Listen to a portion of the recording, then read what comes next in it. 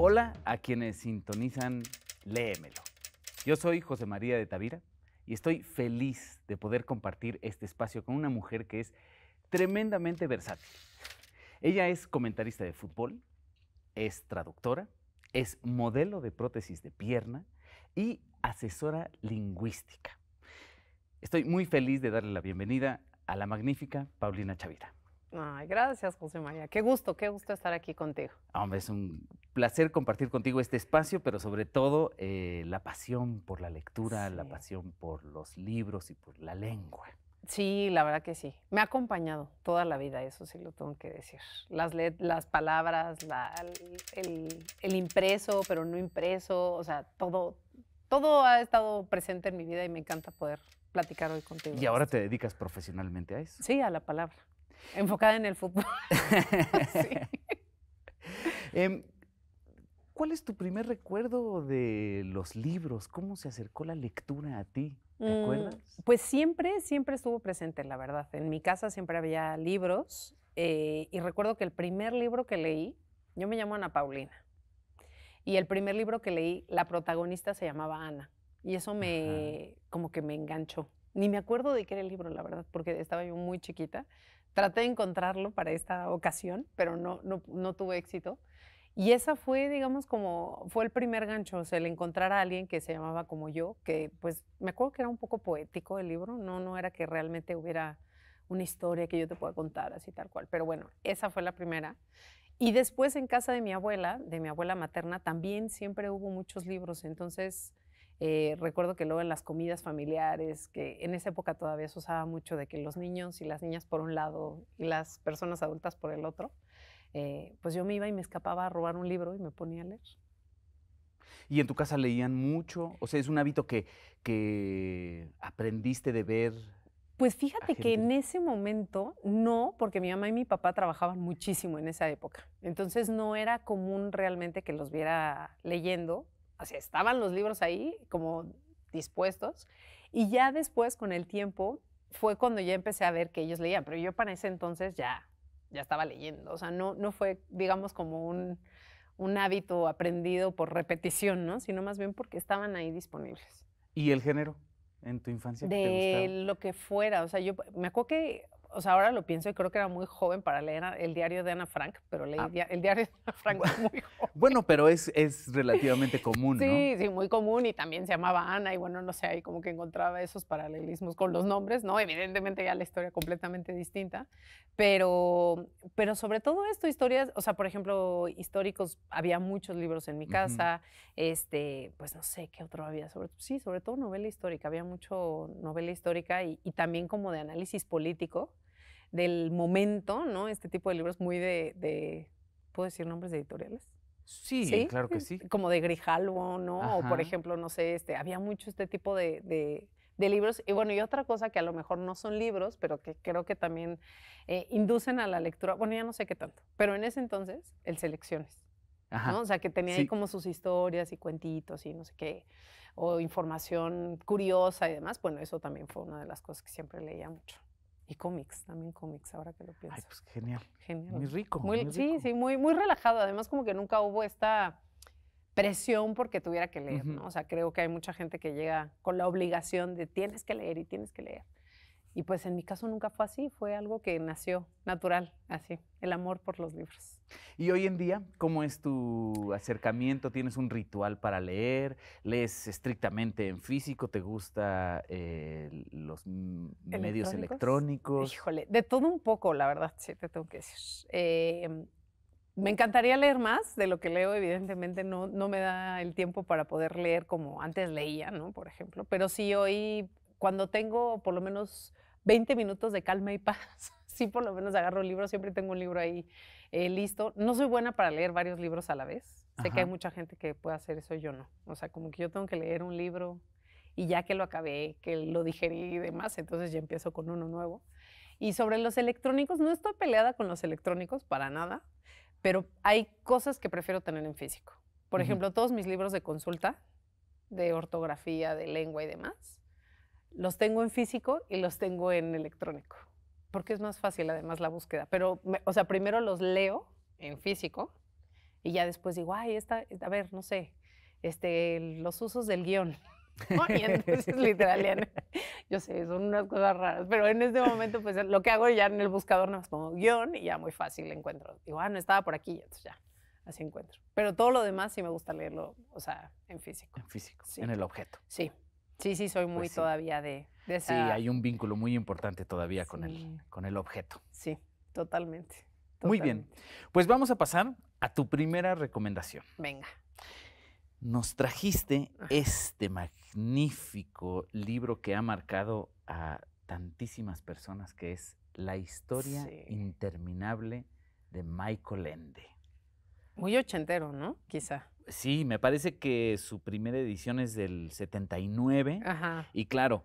Nos llegó acá ya. Y la película es del 84. Ah, mira, sí, yo fíjate que la película la vi ya mucho tiempo después. ¿Ah, sí? Sí. Uy, no, yo sí, uno de mis primeros recuerdos del cine es la película que se llamaba La historia sin fin. La historia sin fin, exactamente. Tiene ciertas variaciones, exactamente. ¿Cómo llegó este libro a ti? Pues justo estaba me lo regalaron de un cumpleaños.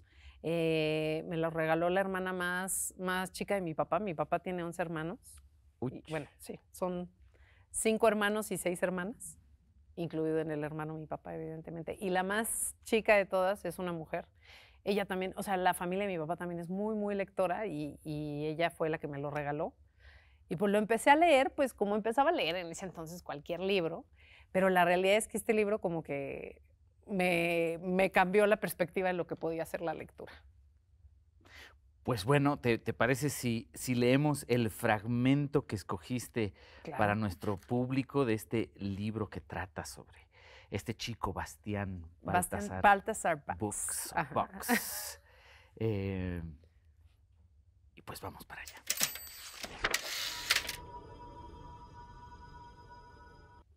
La historia interminable.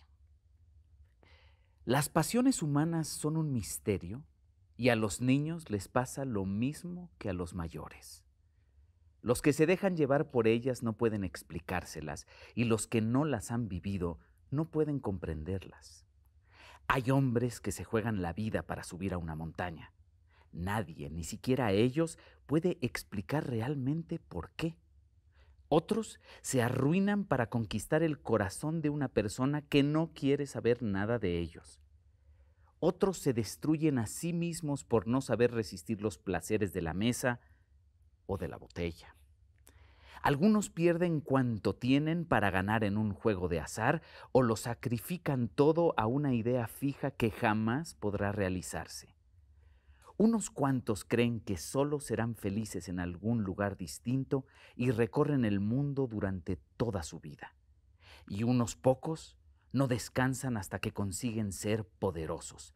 En resumen, hay tantas pasiones distintas como hombres distintos hay. La pasión de Bastián Baltasar Books eran los libros. Quien no haya pasado nunca tardes enteras delante de un libro con las orejas ardiéndole y el pelo caído por la cara, leyendo y leyendo, olvidado del mundo y sin darse cuenta de que tenía hambre o se estaba quedando helado. Quien nunca haya leído en secreto a la luz de una linterna bajo la manta, porque papá o mamá o alguna otra persona solícita le ha apagado la luz con el argumento bien intencionado de que tiene que dormir porque mañana hay que levantarse tempranito. Quien nunca haya llorado abierta o disimuladamente lágrimas amargas porque una historia maravillosa acababa y había que decir adiós a personajes con los que había corrido tantas aventuras, a los que quería y admiraba, por los que había temido y rezado y sin cuya compañía la vida le parecería vacía y sin sentido. Quien no conozca todo eso por propia experiencia no podrá comprender probablemente lo que Bastián hizo entonces. Miró fijamente el título del libro y sintió frío y calor a un tiempo. Eso era exactamente lo que había soñado tan a menudo y lo que, desde que se había entregado a su pasión, venía deseando. Una historia que no acabase nunca. El libro de todos los libros. Tenía que conseguirlo, costase lo que costase. ¿Costase lo que costase? Eso era muy fácil de decir. Aunque hubiera podido ofrecerle más de los 3 marcos y 50 pfennig que le quedaban de su paga, aquel antipático señor Coreander le había dado a entender con toda claridad que no le vendería ningún libro y desde luego no se lo iba a regalar. La cosa no tenía solución. Y sin embargo, Bastián sabía que no podría marcharse sin el libro. Ahora se daba cuenta de que precisamente por aquel libro había entrado allí, de que el libro lo había llamado de una forma misteriosa porque quería ser suyo, porque en realidad le había pertenecido siempre. Bastián escuchó atentamente el murmullo que, lo mismo que antes, venía del despacho. Antes de darse cuenta de lo que hacía, se había metido muy deprisa el libro bajo el abrigo y lo sujetaba contra el cuerpo con ambos brazos. Sin hacer ningún ruido, se dirigió a la puerta de la tienda andando hacia atrás y mirando entre tanto temerosamente a la otra puerta, la del despacho. Levantó el picaporte con cautela. Quería evitar que las campanillas de latón sonaran y abrió la puerta de cristal solo lo suficiente para poder deslizarse por ella. Silenciosa y cuidadosamente, cerró la puerta por fuera. ¿Qué tal? ¿Qué tal este inicio de Bastián Baltasar Books? Me emocionaste completamente, hasta la lágrima. Es que qué lindo, ¿no? O sea, ¿no te pasa? ¿No te pasa eso? Que querías, o bueno, yo en ese momento quería una historia que no se acabara. Pues sí, pero además de eso, de a lo que le va a llevar este libro, que es el Claro. mundo fantástico Sí. y demás, aquí de lo que está hablando es de un diálogo entre un libro en particular y cómo hay una apropiación Ujú. de esta persona por el libro o viceversa, que, bueno, no, en un momento me hace pensar que tú empezaste este programa Justo. diciendo que empezaste porque un libro que Sí. tenía tu nombre Sí, sí. fue lo que incendió la pasión.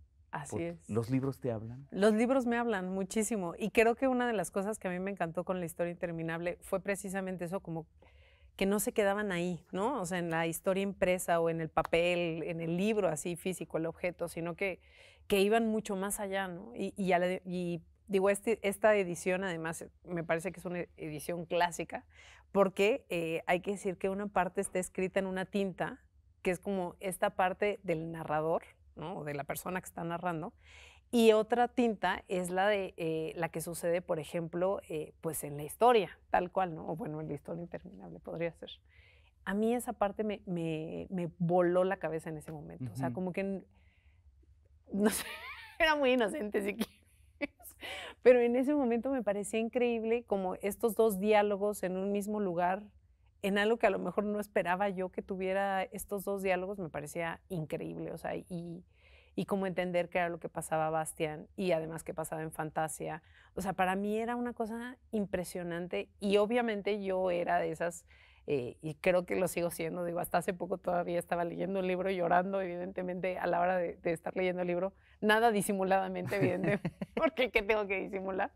Pero, o sea, sí al final fue un libro que pues me marcó, o sea, me marcó porque me encantó el libro. Y pues me pasó esto de, ya sabes, el clásico, el cliché total de, pues, la película nunca va a ser mejor que el libro. Pues sí, claro. ¿Tú crees que hoy en día hay niños y niñas que tengan esa pasión desbordada por la lectura? Yo creo que sí, sí los hay. O sea, y las hay, seguro, seguro. De distintas maneras, seguramente, ¿no? Obviamente, yo lo pienso, esto fue, pues sí, en los 80, ¿no? Que no era tan común que tuviéramos acceso. O sea, pues hoy seguramente en otras plataformas, en otros medios, de otras maneras lo van encontrando, ¿no? O sea, ahí tenemos todo un auge de personas que leen en TikTok, ¿no? Por ejemplo. Pues sí. Que se sorprenden con TikTok. No sé cómo. Los tiempos cambian, ¿no? Brecha generacional ahí, sí, pero a mí creo que al final eso es una de las cosas que tiene la lectura y lo veremos igual en otro de los libros que escogí, pues es, o sea, que no importa el tiempo, no importa la plataforma, no importa la manera en la que se lea en ese momento, pues ahí está, las historias que nos interesan siempre. Pues sí. Y bueno, con esta preciosa reflexión vamos a terminar el primer bloque de este programa. Regresamos brevemente aquí a Léemelo.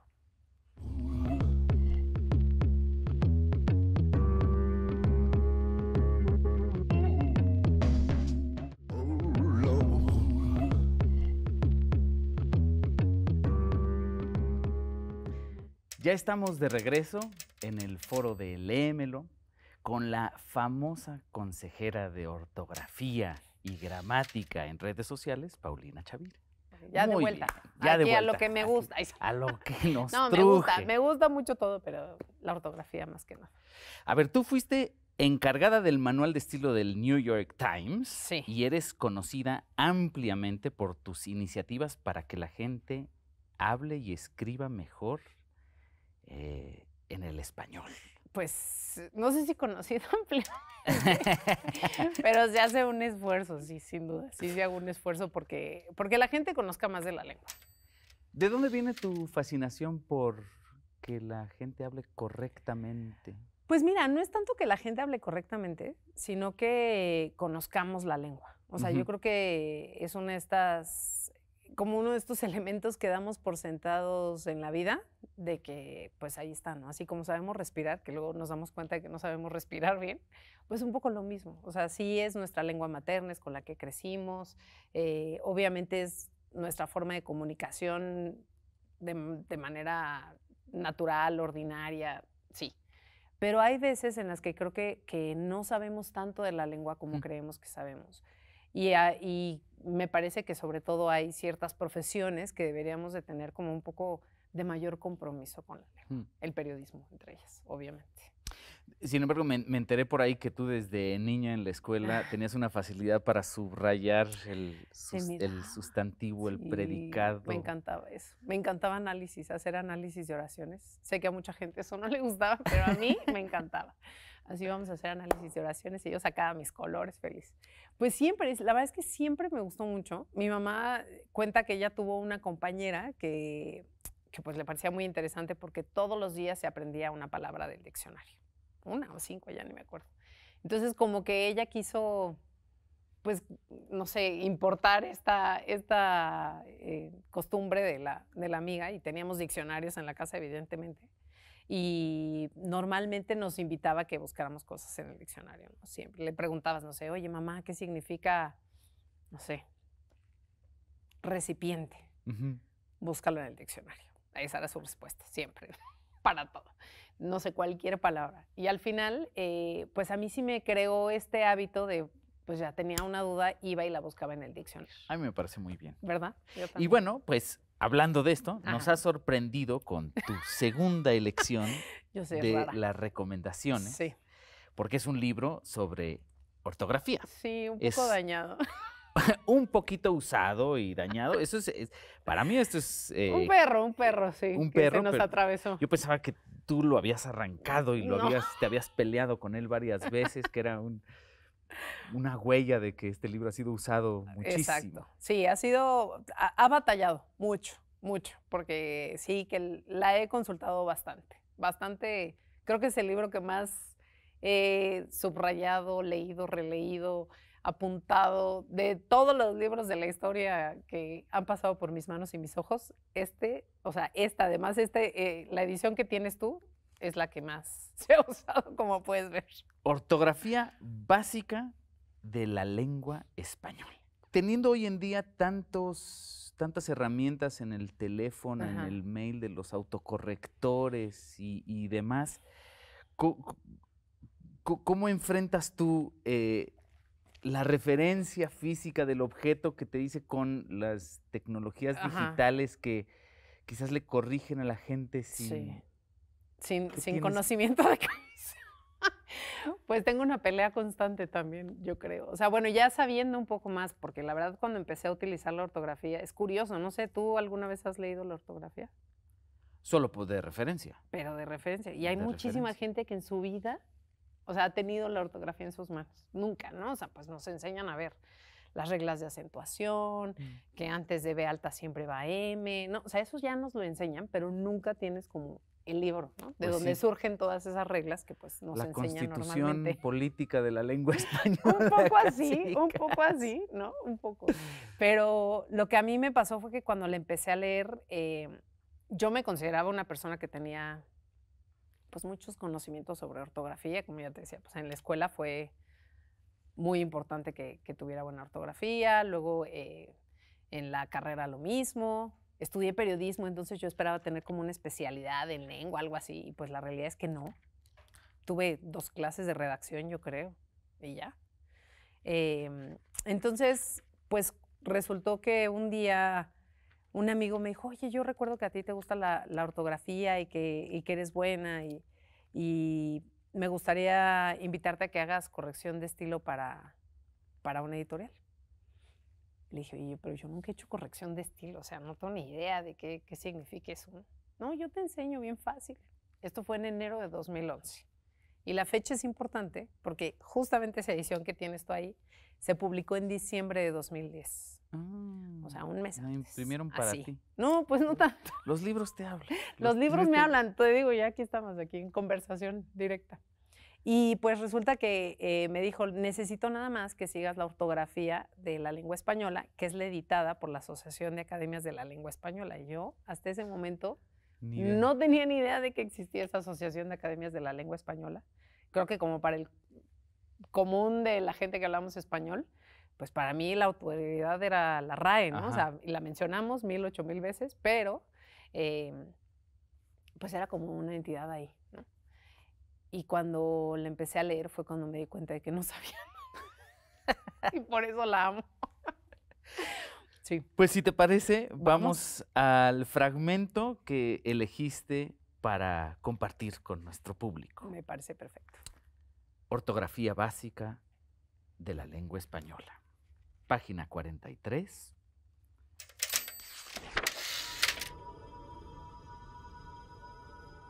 Palabras con hiato.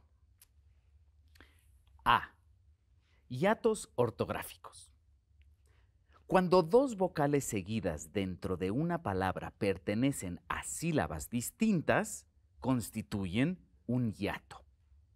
Con independencia de cómo se articulen realmente en cada palabra concreta, se consideran siempre hiatos a efectos de acentuación gráfica las combinaciones vocálicas siguientes. Una vocal cerrada tónica, I, U, seguida o precedida de una vocal abierta, A, E, O, por ejemplo, María, desvíe, crío, púa, hindúes, búho, caíra, reído, prohíbo, aúna, transeúnte. 2 vocales abiertas, A, E, O, caer, aorta, reactor, herbáceo, loado, roedor. 2 vocales iguales, azar, dehesa, chiita, cooperar, dunviro. B. Acentuación gráfica de palabras con hiato. Las palabras con hiato se acentúan gráficamente según las siguientes pautas. Las palabras que contienen un hiato formado por una vocal cerrada tónica seguida o precedida de una vocal abierta llevan siempre tilde en la vocal cerrada con independencia de las reglas generales de acentuación.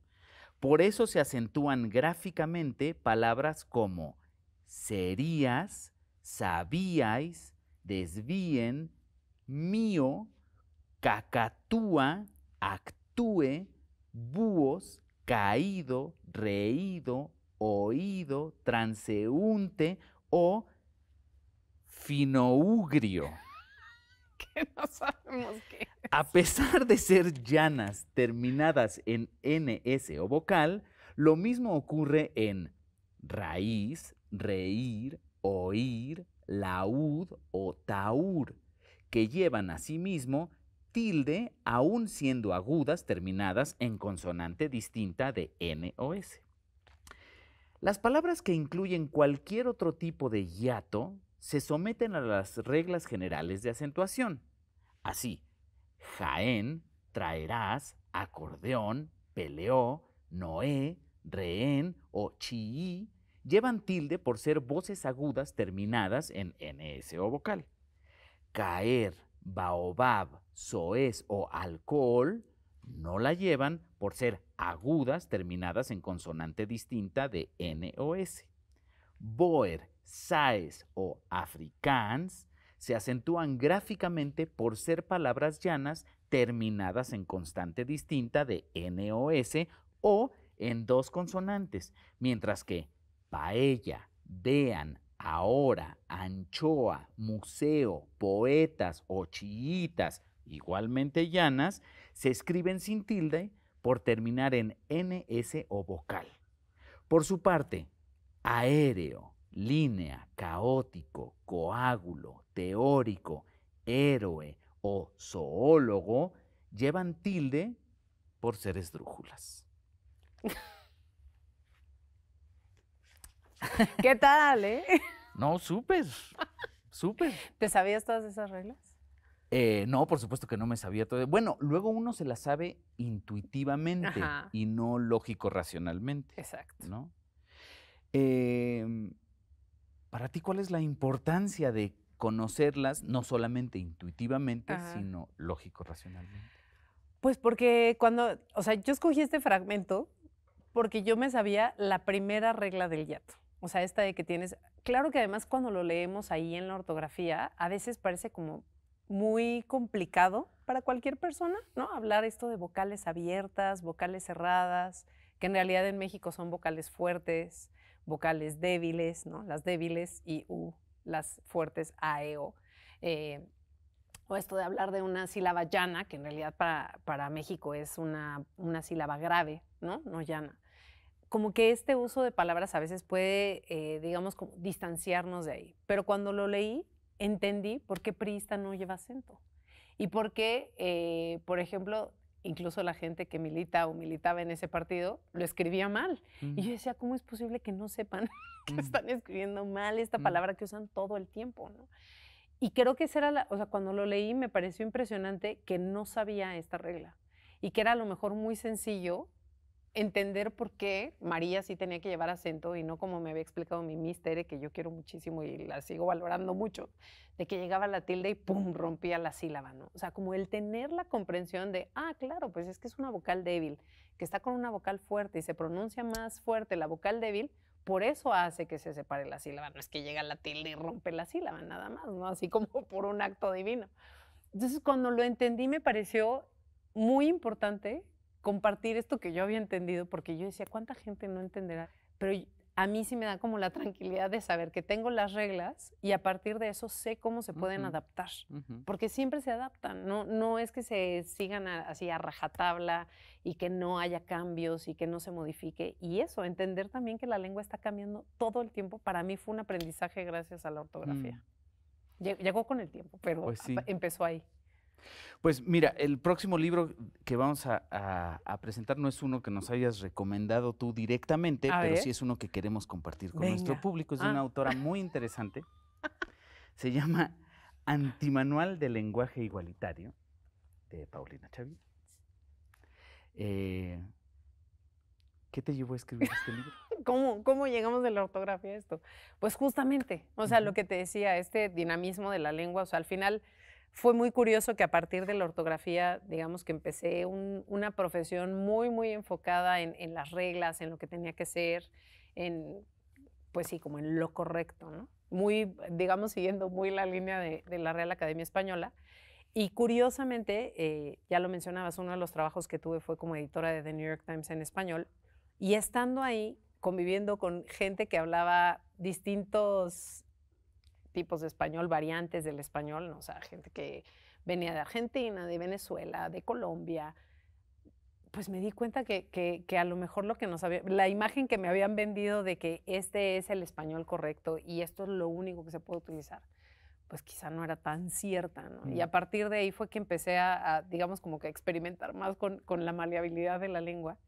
Y ahí precisamente, en esa época fue cuando el Times empezó a utilizar el pronombre they en inglés, que pues traduciríamos en general aquí como ellos, ellas, la tercera persona del plural. Pues lo empezaron a utilizar en singular para referirse a alguien de quien no estábamos marcando el género, ¿no? O sea, no estábamos haciendo referencia a una persona que se identificara con el género femenino, ni a alguien con el género masculino. Y a mí eso, pues una vez más, me voló la cabeza. O sea, yo decía, todo lo que yo había entendido, aprendido, no nada más de lengua, sino también de género, pues en ese momento cambió completamente. Y digamos que lo que yo necesitaba eran palabras para explicarte, a ver, qué significa ese they en español, cómo lo podemos traducir, cómo lo podemos aplicar. Y fue ahí que empecé con el lenguaje incluyente, que pues es esto, no sé, por ejemplo, el uso de la E, el uso de la X, ¿no? Cuando hay que usarla, ¿no? Si ahora ya vamos a hablar en mes que pered, le pered, no vamos a hablar así, ¿no? Cuando sí corresponde, por ejemplo, hacer los cambios en el género. Y esta otra alternativa, ¿no? Que es dejar de utilizar el masculino genérico como pues por defecto, ¿no? Que es lo que nos enseñan, lo que nos dicen que es correcto, lo que deberíamos de hacer. Pues ahí decidí llamarle lenguaje igualitario y por eso fue que lo propuse, porque había gente que decía, yo lo quiero hacer, pero no sé cómo hacerlo. Y no hay nadie que me diga, este es como el camino que podría seguir, ¿no? Y entonces por eso fue que surgió ese libro. Pues si te parece, vamos a leer un pequeño fragmento Me parece. de este libro. Sí.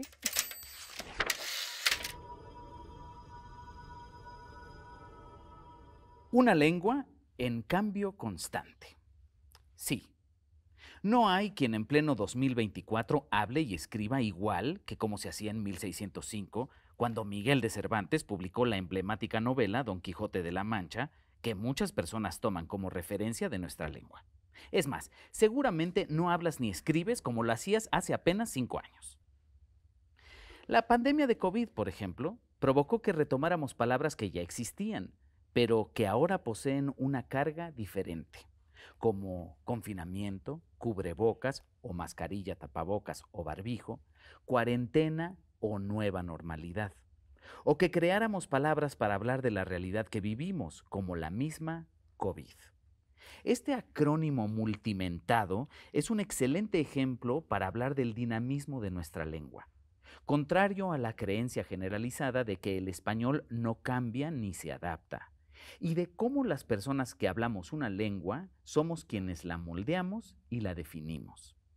A partir del aumento de casos de personas con SARS-CoV-2 y para evitar la estigmatización que especialmente hacía el entonces presidente estadounidense Donald Trump, se decidió inventar un nombre para la enfermedad que provocaba este tipo de virus. Se tomaron partes de las palabras en inglés coronavirus disease y se creó el 11 de febrero de 2020 el término COVID-19. Ese 19 hace referencia al año en el que se identificó el primer caso. La palabra irrumpió en nuestra vida, así como el mismo virus, y ante la necesidad imperiosa de la comunicación inmediata, medios de comunicación y quienes publicamos activamente en redes sociales requeríamos de más información. El o la COVID-19. ¿Se escribe todo con mayúsculas? Si viene de una palabra en inglés, ¿tendría que escribirse en cursiva o entre comillas? Las personas comenzaron a decidir, como pasa siempre, a partir de lo que saben o de las reglas ortográficas que recordaban. El COVID-19 porque viene de el virus, no, la COVID-19 porque es de la enfermedad. No, yo digo que todo en mayúsculas porque es un acrónimo recién creado. Pero si lo usamos mucho y ya ni hacemos referencia a su origen, se convierte en una palabra como cualquier otra, entonces quizá hasta pierda ese 19 y se escriba todo en minúsculas porque es el nombre de una enfermedad. Más tardé en reproducir todos estos diálogos que lo que sucedió en realidad. Muchas de estas decisiones se tomaron en segundos a partir de lo que ya conocemos. Y sí, aunque en origen tendría que haber sido la COVID-19, porque el acrónimo hace referencia a la enfermedad provocada por el coronavirus, la decisión que muchas personas tomaron de que hacía referencia a el virus hizo que éste se convirtiera en un sustantivo ambiguo, es decir, que puede usarse tanto en femenino como en masculino, como el, la, azúcar. Y claro, hemos usado tanto este mentado acrónimo que el mundo entero, en tantas lenguas, que ese 19 se perdió y COVID se convirtió en una palabra más de nuestro vocabulario, con lo que es perfectamente válido escribirlo todo en minúsculas, como el nombre de cualquier enfermedad, como migraña o sarampión. Aquí es muy importante hacer dos apuntes. El primero, que el organismo que propuso la creación de esta palabra no fue ninguna academia ni tampoco una institución de estudio de la lengua, sino la Organización Mundial de la Salud. ¿Qué significa? Que de ninguna manera son las academias ni las instituciones dedicadas al estudio de la lengua las únicas que definen o crean las palabras que utilizamos. Así que no hay ninguna necesidad de sentirse mal por haber usado una palabra que no tenía la bendición de la Real Academia Española. Es importante aclarar que hablo de la RAE porque es la academia que tiene mayor reconocimiento entre hispanohablantes, no porque la considere la máxima o la única autoridad. También es importante que sepas que existen otras 22 academias de la lengua española y otras muchas instituciones que se dedican al estudio de la lengua, como la Universidad Nacional Autónoma de México, el Colegio de México o la Fundación Caro y Cuervo en Colombia. El segundo apunte es que en este caso se dio un fenómeno que me parece representativo de eso que seguramente has escuchado más de una vez. La lengua la hacemos quienes la hablamos. Así. ¿O no? ¿Tú qué opinas? Pues claro que sí. Claro que sí, ¿no? Yo creo. Es uno de los argumentos que siempre me dan en contra del lenguaje incluyente, ¿no? Que es algo que no tiene la bendición de la RAE o que no está considerado por las academias de la lengua, pero yo creo que cada vez son más los organismos que estudian pues cómo hay diferentes formas de referirnos a las personas, uno, sin hacer una marca de género, o pues esto, sin recurrir al masculino genérico, ¿no? Es el uso de la lengua adaptativo, dinámico, un ejercicio político. Totalmente, pero es que la lengua siempre ha sido política, siempre ha sido ideología. A mí de verdad me da mucha risa la gente que dice, no, es que ahora quieren meter ideología hasta en la lengua. O sea, me sorprende que se están dando cuenta apenas, ¿no?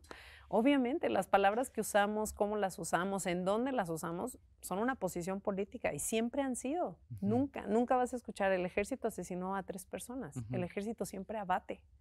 Y obviamente no es lo mismo decir abatir que asesinar, no tiene la misma carga. Como no tiene la misma carga que incluso recurramos, por ejemplo, a este anglicismo de bullying, ¿no? O de que ahora se adapta con el buleo, ¿no? O bulear, ¿no? Me bulean en la escuela. No tiene el mismo peso emocional, psicológico, a nivel mental, el que yo te diga es que me acosan en la escuela. No es lo mismo que te diga es que me bulean. Las palabras siempre van a tener ahí su carga política, ideológica, porque es parte de la ideología. La lengua siempre ha sido parte de la ideología. Entonces, bueno, sí, evidentemente sí es un posicionamiento político como lo ha sido siempre. Pues sí, por eso es importante conocer la ortografía para estar seguro de que uno está expresando sus propias convicciones políticas y no las de otras personas cuando uno habla, ¿no? Claro, o sea, y conoces la ortografía y a mí eso es lo que me pasa. Al principio quizá yo decía, no, sí, esto tiene que ser así, a fuerza, no sé qué. Y conforme va pasando el tiempo digo, bueno, no necesariamente tiene que ser así. Y entonces creo que el conocimiento también de las reglas, pues siempre te ayuda a maniobrar un poco más. Entonces creo que de ahí va. Pues y sí. saber de dónde vienen también las reglas es importante. Pues bueno, con esto terminamos el segundo bloque de este interesantísimo programa de Léemelo con la genial Paulina Chavira. Regresamos muy pronto.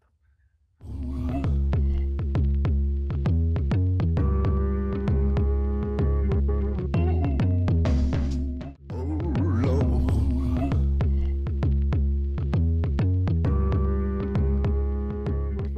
Ya estamos de vuelta en Léemelo con Paulina Chavira, que nos ha permitido pensar y repensar acerca del uso correcto y el mejor uso posible de la lengua para poder expresar nuestros pensamientos de forma idónea. Y ahora vamos a pasar directamente Ajá. a la tercera recomendación que nos tienes, Sí. que es un libro de la maravillosa Irene Vallejo, El infinito en un junco. Sí. Un bestseller, se ha vendido en muchísimos países. Recordamos que aquí la presentación en la UNAM tuvo muchísima gente y este es un libro revelador para ti. Pues fue un libro muy entrañable, yo creo, justo cuando se publicó, y esto me encanta que digas lo de que es un éxito de ventas, porque cuando se publicó, recuerdo que publicaron muy pocos ejemplares y fue en la época de la pandemia. Y entonces me acuerdo que la verdad no me acuerdo a quién le escuché que era un muy buen libro y que hablaba sobre los libros y demás, y me interesó la historia. Y recuerdo que no estaba en físico, así que lo tuve que comprar de manera electrónica. Y es el primer libro que he leído de manera electrónica, digamos como de estas novelas que normalmente acostumbro leer en físico. Y justo creo que una de las cosas que extrañé muchísimo fue el no tener la posibilidad de No, subrayar, y sobre todo un marcar, libro hacer. que habla sobre el objeto del libro Claro, también. claro. Y entonces, pues no sé, a mí fue un libro que de verdad me encantó, que me daba muchísima información. A mí me gusta saber y me gusta aprender. Y creo que había cosas que a lo mejor en algún momento las había escuchado o que no tenía muy claras. Y creo que una de las cosas que hace Irene es que nos presenta muchísima información. Ya yo Sí. igual, de igualada, hablándole así, Irene. Mi amiga Irene. No, que lo que hace Irene Vallejo es justo presentarnos este tipo o sea, información sobre los libros, su historia, ¿no? Cómo han impactado en la vida de las personas. Y también me gusta mucho la parte en la que lo trae al mundo actual, ¿no? Como esta parte de las tabletas, ¿no? Que ahora utilizamos Sí. y que mucha gente lee ahora en tabletas. O sea, toda esta parte me gustó, me pareció que era, pues también como, creo que a veces tenemos al libro como muy sacralizado, ¿no? Y creo que esta parte era como hacerlo de, miren, es un objeto que ha estado, que nos ha acompañado, que ha estado a lo largo de nuestra historia y quizá deberíamos de tenerlo un poquito más cercano. Pues pasemos Vamos. directamente al fragmento que escogiste para compartir con nuestro público.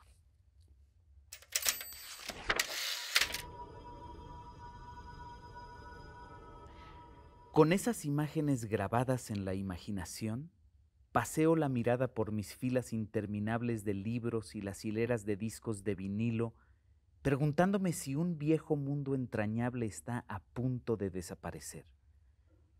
¿Estamos seguros? El libro ha superado la prueba del tiempo. Ha demostrado ser un corredor de fondo. Cada vez que hemos despertado del sueño de nuestras revoluciones o de la pesadilla de nuestras catástrofes humanas, el libro seguía ahí. Como dice Humberto Eco, pertenece a la misma categoría que la cuchara, el martillo, la rueda o las tijeras. Una vez inventados, no se puede hacer nada mejor. Por supuesto, la tecnología es deslumbrante y tiene fuerza suficiente como para destronar a las antiguas monarquías. Sin embargo, todos añoramos cosas que hemos perdido. Fotos, archivos, viejos trabajos, recuerdos, por la velocidad con la que envejecen y quedan obsoletos sus productos. Primero fueron las canciones de nuestras cassettes, después las películas grabadas en VHS. Dedicamos esfuerzos frustrantes a coleccionar lo que la tecnología se empeña en hacer que pase de moda. Cuando apareció el DVD, nos decían que por fin habíamos resuelto para siempre nuestros problemas de archivo. Pero vuelven a la carga tentándonos con nuevos discos de formato más pequeño que invariablemente requieren comprar nuevos aparatos. Lo curioso es que aún podemos leer un manuscrito pacientemente copiado hace más de 10 siglos. Pero ya no podemos ver una cinta de video o un disquete de hace apenas algunos años. a menos que conservemos todos nuestros sucesivos ordenadores y aparatos reproductores como un museo de la caducidad en los trasteros de nuestras casas. No olvidemos que el libro ha sido nuestro aliado desde hace muchos siglos en una guerra que no registran los manuales de historia. La lucha por preservar nuestras creaciones valiosas, las palabras, que son apenas un soplo de aire. Las ficciones que inventamos para dar sentido al caos y sobrevivir en él. Los conocimientos verdaderos, falsos y siempre provisionales que vamos arañando en la roca dura de nuestra ignorancia. Por eso decidí sumergirme en esta investigación. Al principio de todo hubo preguntas, enjambres de preguntas. ¿Cuándo aparecieron los libros? ¿Cuál es la historia secreta de los esfuerzos por multiplicarlos o aniquilarlos? ¿Qué se perdió por el camino y qué se ha salvado? ¿Por qué algunos de ellos se han convertido en clásicos? ¿Cuántas bajas han causado los dientes del tiempo, las uñas del fuego, el veneno del agua? ¿Qué libros han sido quemados con ira y qué libros se han copiado de forma más apasionada? ¿Los mismos? Este relato es un intento de continuar la aventura de aquellos cazadores de libros.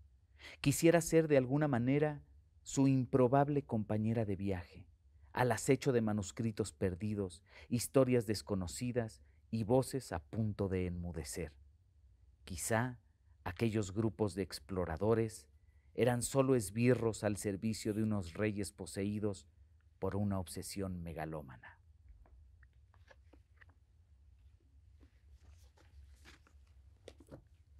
Pues ahí está, ¿no? Ahí está. El libro a través de todo, a pesar de todo. El Sí. libro acompañante de la humanidad. Sí. Y también me gusta mucho este fragmento en el que habla de cómo ha sido nuestro mejor aliado para transmitir información, historias, lo que consideramos hoy que es, ¿no? A lo mejor muchas veces es porque vino de un libro. ¿Qué estás leyendo ahora? ¿Qué recomendaciones nos puedes dar? Actualmente estoy leyendo, acabo de terminar un libro precioso que es una novela ficcionada de la vida de María Moliner, que escribió Andrés Newman, que se llama Hasta que brille. Me parece que es Hasta que brille.